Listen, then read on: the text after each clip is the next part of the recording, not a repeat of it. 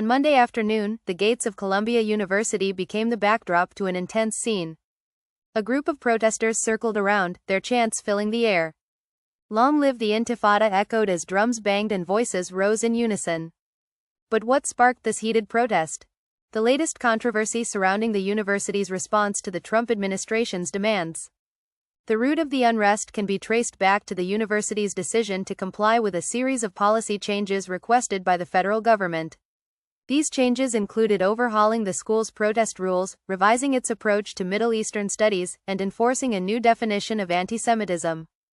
All of this comes after the Trump administration pulled $400 million in federal funding, which was tied to the university's handling of protests related to Israel's military actions in Gaza.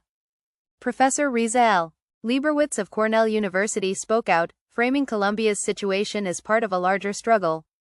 She argued that the Trump administration's actions were not just targeting Columbia but were a broader attempt to force universities into line with its authoritarian agenda.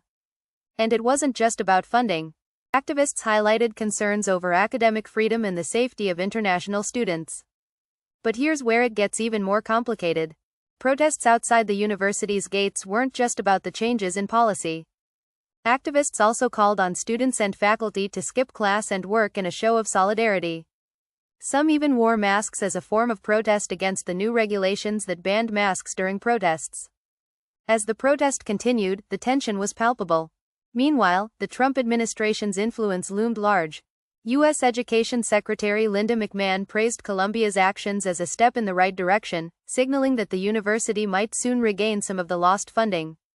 But at what cost? In a public statement, McMahon highlighted the productive conversations with Columbia's interim president, Katrina Armstrong.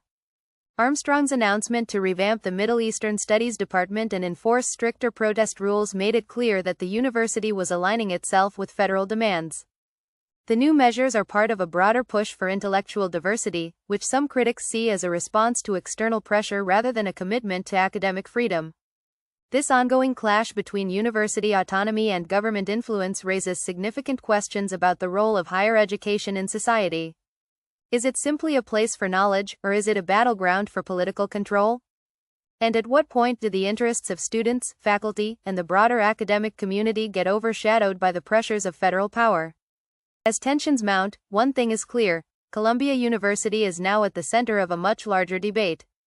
How universities navigate the storm of political influence and funding pressures could shape the future of academic freedom in the U.S.